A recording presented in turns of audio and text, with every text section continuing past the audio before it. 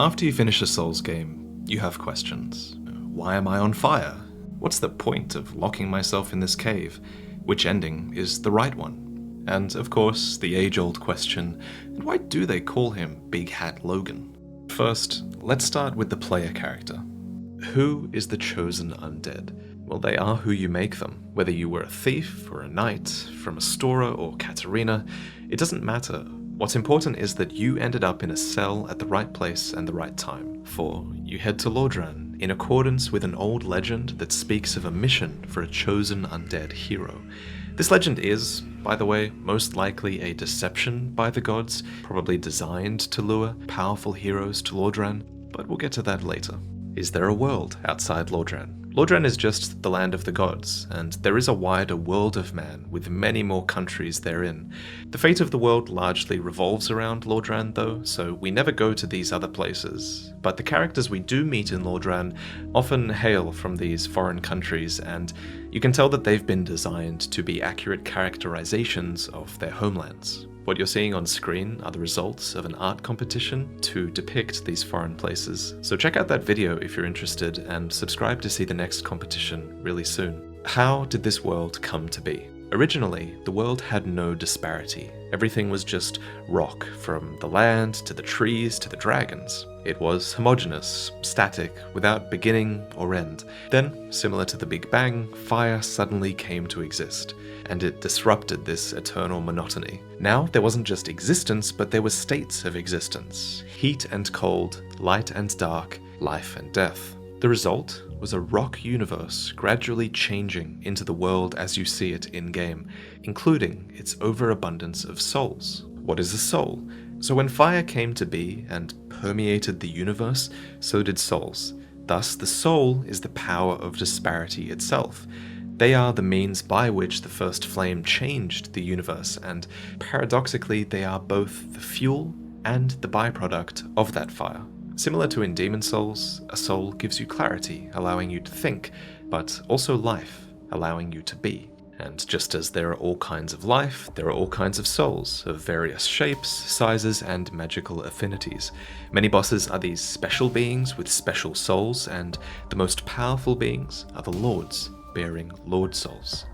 Who are the lords, and what is a Lord Soul? The four lords are the first kings. They were all attracted to the first flame, having only ever known darkness before coming upon it. Each one discovered this massive concentration of Disparity's power near the flame, which they then used to establish a kingdom under their rule.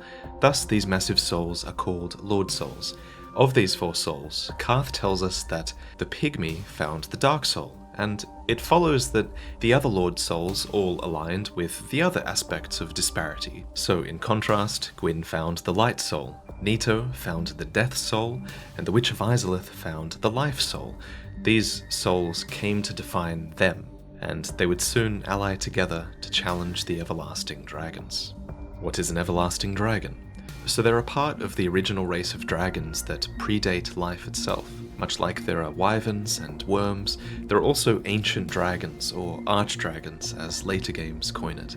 Their race is the progenitor to all other dragon subspecies, and these are subspecies that adapted really well to a new world and new environments. You still face some archdragons in-game, but these archdragons never are the original generation of archdragons that actually predate fire.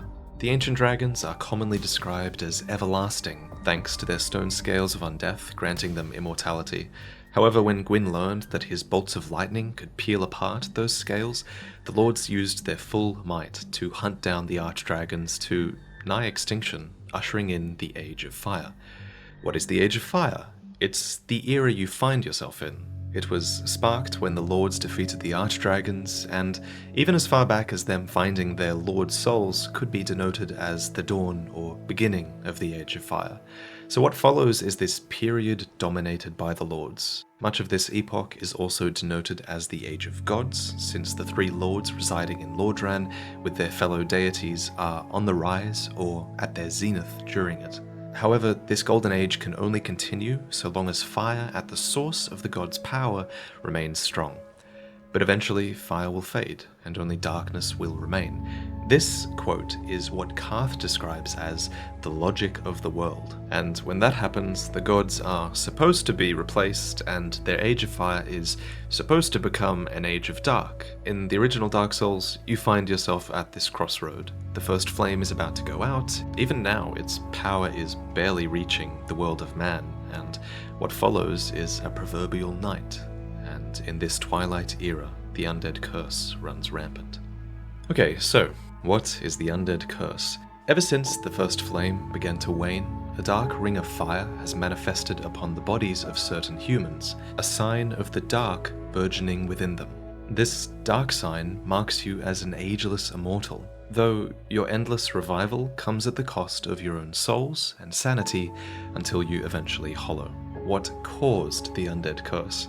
This question is at the very heart of this series, and the answer is really quite complex. You'll have a better time with this though if you're familiar with all three games. So when the world first began, a creature called the Pygmy found the Dark Soul. Who they were isn't known, nor is it really important. What is important is that they split the Dark Soul into fragments, and these fragments came to be known as humanity, which is a small black spirit found within every human. Karth refers to the furtive Pygmy as your ancestor. Thus, we are descended from one of the four lords. These games frequently question whether the dark force within humans is a positive or a negative thing. Your adventure through Ulasil in the Artorias of the Abyss DLC is a great example of that. Here, the darkness within man has gone wild. It's endlessly consuming and corrupting the land and the souls of people around it. And yet, there is dialogue here that's supposed to give you pause. I still think on that creature from the abyss that preyed upon me. My faculties were far from lucid, but I quite clearly sensed certain emotions. A wrenching nostalgia, a lost joy, an object of obsession, and a sincere hope to reclaim it. Could these thoughts belong to the beast from the abyss? But if that were true, then perhaps it is no beast after all. This same duality is seen in the descriptions of dark magic, which are spells that are often driven by powerful emotions, positive things like love and calm, or negative things like hate and envy. But whether it's positive or negative, Gwyn's pantheon fears the dark, for one day, as we mentioned earlier, their Age of Fire is going to end, and only dark will remain. This was the logic of the world, until Gwyn committed the first sin, and he shackled the darkness within man. This was a revelation we received in the Ringed City DLC, where the seal of fire around darkness on the dark sign was finally explicitly stated to be a creation of the gods. So for some, like Manus in the first DLC, repression of their humanity causes it to writhe and go mad. However, this seal of fire was placed upon mankind so early in their existence that, for most people, their shackles are all that they know. As a result, and this is really important, humankind end up living their lives through souls that they hold completely separate from the humanity that's within them. You only have to look to the white souls of adventurers that you find in-game as proof of that. Living like this is the lie that Aldia talked about in Dark Souls 2. All men trust fully the illusion of life. But is this so wrong? A construction, a facade, and yet a world full of warmth and resplendence. Young Hollow, are you intent on shattering the yoke, spoiling this wonderful falsehood? But in retrospect, the most chilling dialogue Aldia has was this. Once, the Lord of Light banished dark and all that stemmed from humanity. And men assumed a fleeting form. We're led to believe that the dark sign cursed humanity with undeath, but Aldia's dialogue means this can't be true. Instead, Aldia says mankind's lives became fleeting when they were branded with the dark sign. So this means that they were originally immortals, and indeed this is the state that you return to when you hollow. What is hollowing?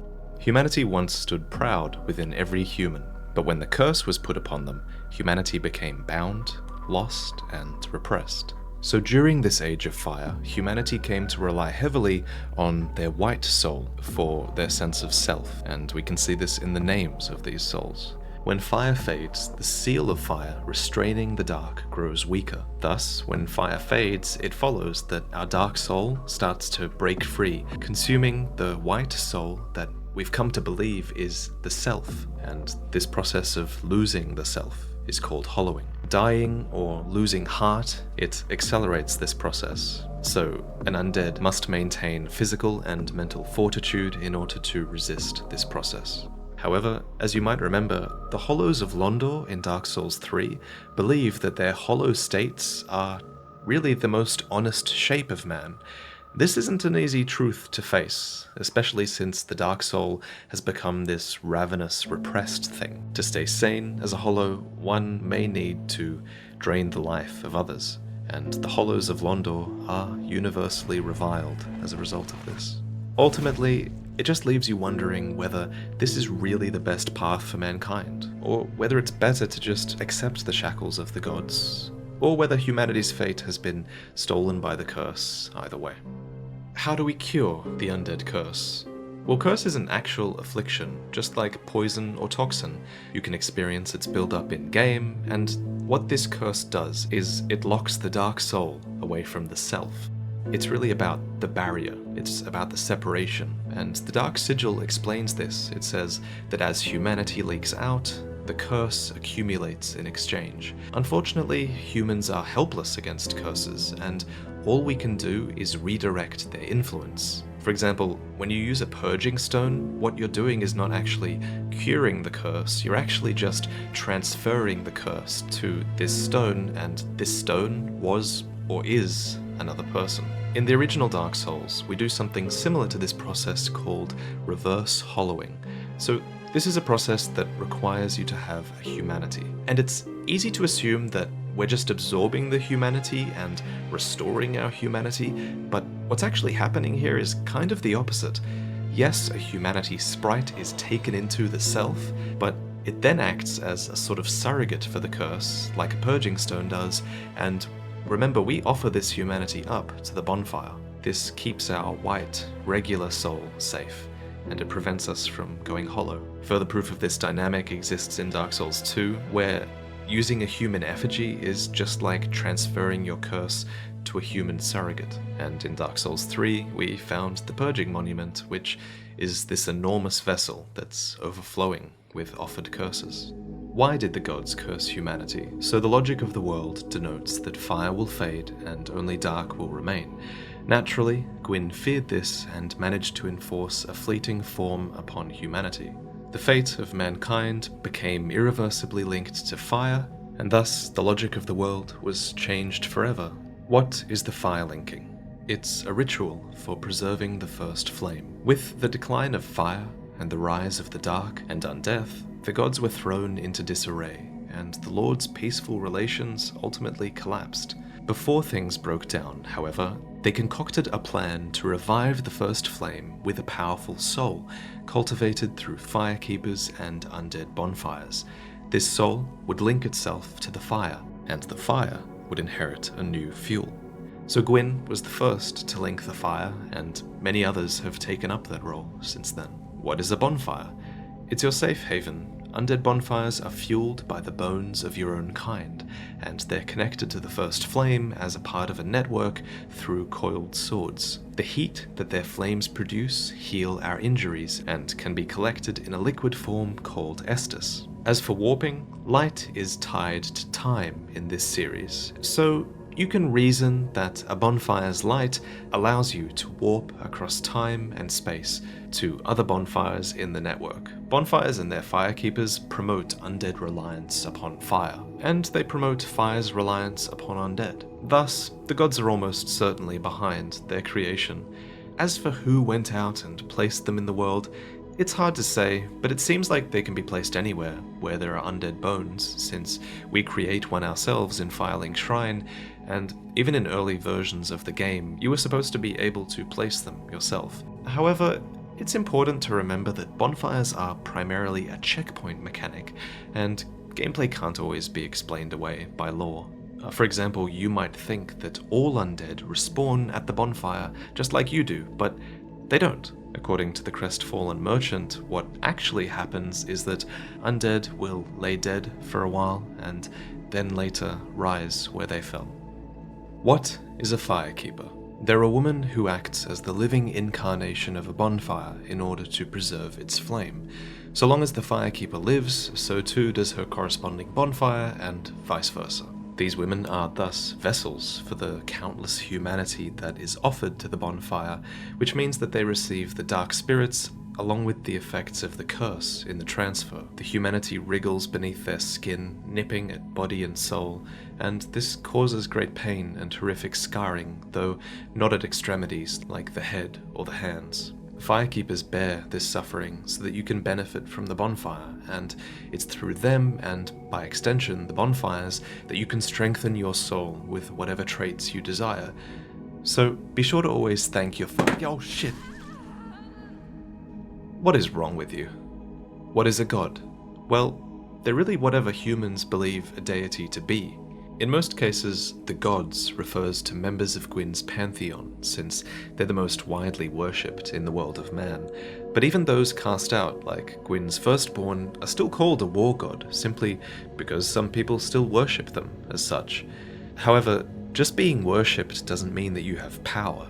An example of this is Faris, who humans retroactively deified as the goddess of the hunt Evlana in Dark Souls 2. She was just a heroic bowwoman, but her story got twisted over the years until she became a god. People get kind of hung up on the god term because they're trying to define the race of beings that carry power in the series. For most of these characters, I quite like the term medial, which is a term proposed by Loki. What are medials?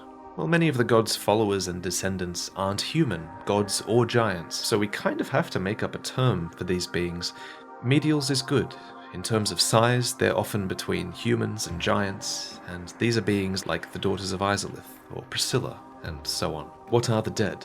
The dead are corpses that decay without the power of life sustaining them. However, some, like skeletons, are often a product of necromancy, and there's evidence that others, like the ghosts of New Londo, become warped by the strong, lingering emotions of the deceased. What is a demon? Anything that can be loosely classified as a monster is called a demon, really.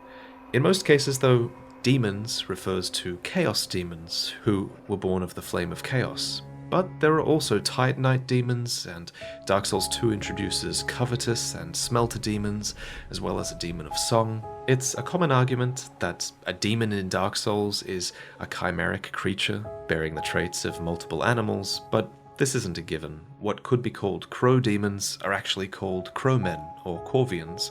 There are also snake men, maggot men, and lion men, all of whom are never called demons. Like with gods, the term is somewhat arbitrary. Basically, a demon is whatever humans would consider to be a monster. What is chaos? Chaos is the nature of fire and life. Life is rooted in the soul. The soul is a product of fire's disparity, therefore, life, like disparity, is chaotic. The Witch of Izalith found the Lord Soul that represents this, and she tried creating her own fire of life to match that of the first flame. Unfortunately, this sparked a flame of chaos, which creates and transforms new, often grotesque forms of life. These became known as the Chaos Demons, and they threatened Gwyn's rule. So you'll notice that they're stamped out at every turn in all chapters of this series.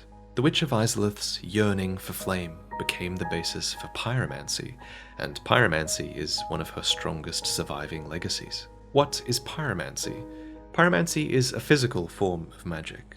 Pyromancers carry along with them a piece of flame that's passed down from teacher to student, stretching all the way back to the witch and her daughters, deriving the art from chaos and sharing that with the humans. Pyromancers then use that flame to conjure their spells, and despite the name, pyromancy isn't actually limited to casting fire, and it can actually conjure all kinds of elements like iron or poison. But these are rarer arts, since pyromancy is a religion that reveres flame. Just so, you can manifest pyromancies like miracles with your faith, or actually even learn to perform them like sorceries with your intelligence. What is sorcery? It's a mental form of magic. Sorcerers study the natural laws of the world to actually comprehend what they are and how they function. They then use this knowledge to manipulate their power and formulate the process as spells, which we call sorcery. They're basically magic scientists and academics, and there are sorceries from anything from souls to light to the dark of the abyss. What are miracles? They're a spiritual form of magic. You cast miracles by reciting legendary stories, which either feature the spell in question or embody what the miracle manifests. Most miracles are thereby based on the power of the Anor Londo gods, but there are also dark miracles and hexes that achieve similar results. Your faith in the story's truth makes it a reality. What is the Abyss? It's the power of the dark, and whether that's a pitch-black void, like the Realm of the Four Kings, a viscous dark swamp, like in the Ringed City, or a malformed pus, like the creatures of Lothric, the Abyss can manifest from any humanity, and it produces new life or twists old life into new forms. The Abyss is commonly unstable, and like with Manus in Ulasil, it can go wild, devouring and corrupting the souls of every other form of life. But it was not always this way. The gods placed a curse upon the Abyss, and while humans have largely lost connection with it, there are multiple sources that suggest the Abyss can offer great comfort to humankind. However, it appears that path was lost when the Abyss was banished, and now it simply hungers. What is Black Flame? Black Flame is the impenetrable fire of humanity, inspired by the power of our quote-unquote untouchable soul, in kind of a similar way to how Pyromancy is inspired by Izalith's soul. What is the Deep? As the Age of Dark continues to be delayed, some dark stagnates into the deep, and here the weight of humanity sinks into a horrific abyss, like a deep sea where no light reaches. Many worship the concept of the deep, as these dregs are seen as the bedrock of the world, and you can almost view the deep as a sort of abyssal religion. Its leader, Aldrich, concluded that if the world continued to darken, then there would eventually be an age of the deep sea. Why is time convoluted? With the first flame waning, the power of light also fades, and since light is related to time, the flow of time has stagnated in a land where the flame is located. Due to this instability, time spaces known as other worlds can randomly intersect here, and this allows you to briefly meet people from long before your timeline. And with the help of magic, you can cross the gaps between worlds, usually as spirits. Why is everything in the world hostile to me? After watching this video, you'll enjoy my video talking about all the bosses of Dark Souls 3 if you've played it. I'll just list a bunch of reasons on screen though, because every enemy does have a reason for attacking you, after all. Except Priscilla. I mean, why did you hurt her? That's actually really fucked up. What is the Painted World? The first painting we're introduced to is the Painted World of Ariamis, which is hung in Anor Londo. It was a place to hide all the things that the gods feared, and so it's filled with many references to sin and the occult. In the Ashes of Ariandel DLC, we learn that the paintings are a mirror of the outside world, and so are burned and reborn to mimic the linking of the fire. Just so, there are those on the inside who would prefer to let the painting rot. What is the meaning of each ending? So, in Dark Souls, you're presented with two choices after you defeat the Lord of Cinder. Either you inherit the fire and join the line of succession, preserving the current world order, or you leave the fire to die without fuel, allowing the universe to reach its natural conclusion. By becoming a Lord of Cinder, you sacrifice yourself to restore the light.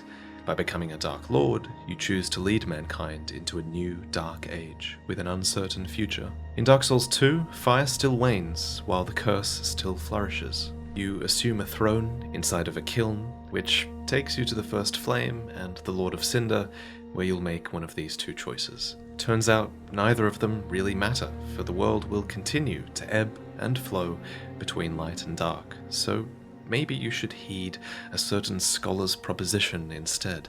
A new ending here is to neither rekindle nor squelch the first flame. just simply embrace this Twilight era and see what it has in store. As if to follow the consequences of this choice, Dark Souls 3 shows you a world where the future Lords of Cinder refuse to either save the Age of Fire or usher in an Age of Dark. And in the tumult that followed, you are again presented with a choice. Do you continue to link the fire, despite the ritual not being as impactful as before? Do you use the dark of the curse to subsume the flame and lead the undead into a new age as their Lord of Hollows? Do you let your Firekeeper snuff out the fire and herald in the darkness, only to learn that embers survive amongst the countless lords who linked the flame before you? Or do you betray her and take what fire remains all for yourself?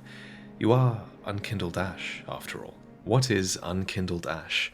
These are undead who previously tried and failed to link the fire.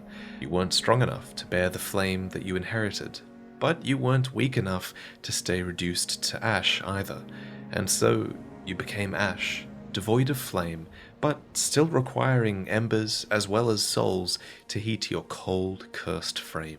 Hence, unkindled are destined to seek the fire that remains in the world. How does the series end? Well, it ends with ash, literally. As the world burns out again and again, ash itself arises. This is a new being. A new species, really, that's composed of 1,000 failures who had tried to link the fire over the years. But ash doesn't really belong in this world, and honestly, they have more in common with the beings of the painted world instead, where all of fire's discarded things reside. So, they fight for a new purpose, to reunite the Dark Soul and paint a new world with it, so that we can finally escape this ashen wasteland that Gwyn has created. So, a slave knight called Gale, hollowed beyond belief, sacrifices himself for a new world, and the painter paints a world called Ash, a cold, dark, and very gentle place. This video is too broad. I want specifics. Join the club, subscribe, check out other creators in this space, and enjoy endless hours of content that has been made in the years before you saw this video. Before I go, I wanted to give a shout out to one of my favorite Twitch streamers, 39Daff. I watched her watch my videos after she completed Dark Souls 3, and, you know, it really helped me. I felt like I really understood some of the sorts of questions that people must have after they watch my videos. Who's the chest? Who is the big, great chest ahead? Her confusion was why I decided to sign you all up to extra classes today, so follow her stream and thank her for that. Thank you for watching, and I'll see you next time. When is Elden Ring being released? I actually have the answer to this one. Recently I had it leaked to me, so I figured I'd put it right at the end of the video while no one else is watching. So just quickly, don't tell anyone, the release date of Elden Ring is